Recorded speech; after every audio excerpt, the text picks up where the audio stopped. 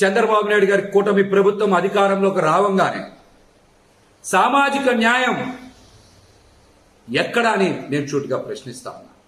మీ మొదటి సంతకమే సామాజిక మోసంపై చేశారు. సామాజిక మోసంపై చేశారు. బీసీ, ఎస్సీ, ఎస్టీ, ముస్లింలని అగౌరవపరిచారు. మీరు 2019లో ఉప ముఖ్యమంత్రి పదవుల్ని మీరిద్దరికి కేటాయించారు. ఒకటి నిమ్మకాయల చినరాజప్ప గారు కాపు సామాజిక వర్గం, కె కృష్ణమూర్తి గారు బీసీ గౌడ సామాజిక వర్గానికి ఇచ్చారు. మీ తర్వాత జగన్మోహన్ రెడ్డి గారు సామాజిక న్యాయం పాటిస్తూ మీకన్నా మిన్నగా మీరిద్దరికి ఇస్తే జగన్మోహన్ రెడ్డి గారు 10 మందికి ఉప ముఖ్యమంత్రి పదవులు ఇచ్చారు.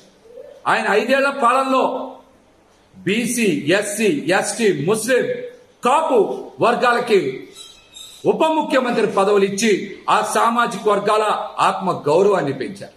సామాజిక న్యాయం చేశారు.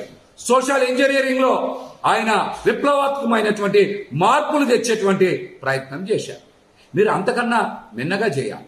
కానీ బీసీ, ఎస్సీ, ఎస్టీ, ముస్లిం వర్గాలకి ఉప ముఖ్యమంత్రి పదవులు ఇవ్వకుండా కేవలం పవన్ కళ్యాణ్ గారికి మాత్రమే ఉప ముఖ్యమంత్రి పదవి ఇచ్చి బీసీలని, ఎస్సీలని, ఎస్టీలని, ముస్లింలని మీరు అవమానించిన మాట వాస్తవం.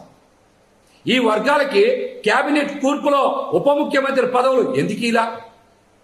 గతంలో మీరు ఒక బీసీకి, ఒక కాపు సామాజిక వర్గానికి చెందిన వారికి ఉప ముఖ్యమంత్రి పదవి ఇచ్చారు కదా. మీకన్నా మిన్నగా జగన్మోహన్ రెడ్డి గారు మరి 10 మందికి ఉప ముఖ్యమంత్రి పదవులు ఇచ్చారు. బీసీ, ఎస్సీ, ఎస్టీ, ముస్లింలని గౌరవించారు. సామాజిక న్యాయం చేశారు. కానీ మీరు మాత్రం అధికారం చేపట్టినటువంటి మొదటి రోజే సామాజిక మోసం చేశారు. బీసీ, ఎస్సీ, ఎస్టీ, ముస్లింలకి ఎందుకు ఉప ముఖ్యమంత్రి పదవులు ఇవ్వలేదో మీరు ఈ రోజున రాష్ట్రంలో ఉండేటువంటి ఈ వర్గాలందరికీ కూడా సమాధానం చెప్పాలి. మీరు కష్టకాలంలో ఉన్నప్పుడు, మీ పార్టీల్ని మొయ్యాల్సి వచ్చినప్పుడు, మీరు ఇబ్బందుల్లో ఉన్నప్పుడు, మీకేమో కేసులు పెట్టించుకోవాల్సి వచ్చినప్పుడు బీసీలు, ఎస్సీలు, ఎస్టీలు, ముస్లింలు, కాపులు అందరూ కావాలి మీకు. కానీ అధికారంలోకి వచ్చినప్పుడు మాత్రం ఈ వర్గాలకి ఎందుకు సముచిత స్థానం కేటాయించలేదు? దీనికి సమాధానం చెప్పండి. జగన్మోహన్ రెడ్డి గారి కన్నా మిన్నగా మీరు సామాజిక న్యాయం చేయాలి అంటే మీరు అంతకు మించి క్యాబినెట్లో బీసీ, ఎస్సీ, ఎస్టీ, ముస్లింలకి స్థానాలు కేటాయించాలి. కేటాయించకుండా ఉప ముఖ్యమంత్రి హోదానే ఈ వర్గాలకు ఇవ్వలేదంటే మీరు బీసీ, ఎస్సీ, ఎస్టీ, ముస్లింలని అవమానించినట్టే కదా. ఈ విషయం మీద మీరు రాష్ట్ర ప్రజలకితో పాటు ఈ వర్గాలకు కూడా సమాధానం ఇవ్వాలని మేమైతే డిమాండ్ చేస్తాను. జగన్మోహన్ రెడ్డి గారు చేసినటువంటి అద్భుతమైనటువంటి సామాజిక మార్పు, సామాజిక న్యాయాన్ని ఇప్పటికైనా సరే బీసీ, ఎస్సీ, ఎస్టీ, ముస్లింలు, కాపులు గుర్తించాలి. అత్యధిక స్థానాలు కాపు సామాజిక వర్గాన్ని కూడా కేటాయించింది జగన్మోహన్ రెడ్డి గారు అన్న వాస్తవాన్ని గ్రహించాలని కూడా ఈ సందర్భంగా నేనైతే తెలియజేస్తా ఉన్నా. ఇది చాలా కీలకమైన మనకి బాధ్యత. ఇది అంచెలంచెలుగా ప్రజల ఆకాంక్షల్ని నెరవేర్చే చాలా గొప్ప విలువైన ఒక అసెంబ్లీ స్థానాలు మనకిచ్చారు. ఒక్క అసెంబ్లీ స్థానం ఇచ్చి ఇవ్వకపోయినా ఇంత దాకా పట్టుకొచ్చాం. ఈరోజు 21 ఇచ్చారు మనకి. ఇది ఈ అందరూ అనుకున్నప్పుడు ఏమనుకున్నారు, భారతదేశంకి కీలకమైపోయింది ఆంధ్రప్రదేశ్ ఎన్నికలు. ఎన్డీఏకి ఊతం ఇచ్చింది. అంటే మనం ఏది ఇది చిన్నది ఇది పెద్దదని లేదు. ఎప్పుడు ఏ సమయంలో అది కీలకంగా మారిపోతుంది. ఒకటే అవ్వచ్చు, ఇంతే అవ్వచ్చు, గోరంత అవ్వచ్చు, అది కొండంత అవ్వచ్చు.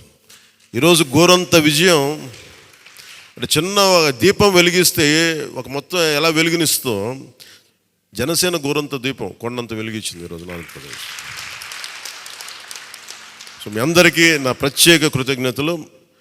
చాలా ఉత్సాహంతో పనిచేద్దాం. ప్రజలు మామూలుగా మనకు వెన్నుతట్టి చెప్పలేదు, బలంగా నిలబడమని చెప్పారు. మనకి మీ వెంట మేము ఉన్నామని. అని ఒకటే అనుకున్నాను, పవన్ కళ్యాణ్ గారికి ఎక్కువ మెజారిటీ, నాకు అందరూ ఇంట్లో పవన్ కళ్యాణ్కి ఎక్కువ మెజారిటీ వస్తుంటే నన్ను మించిన మెజారిటీలు వచ్చేసినాయి మీ అందరికీ. అది నాకు చాలా ఆనందంగా ఉంది.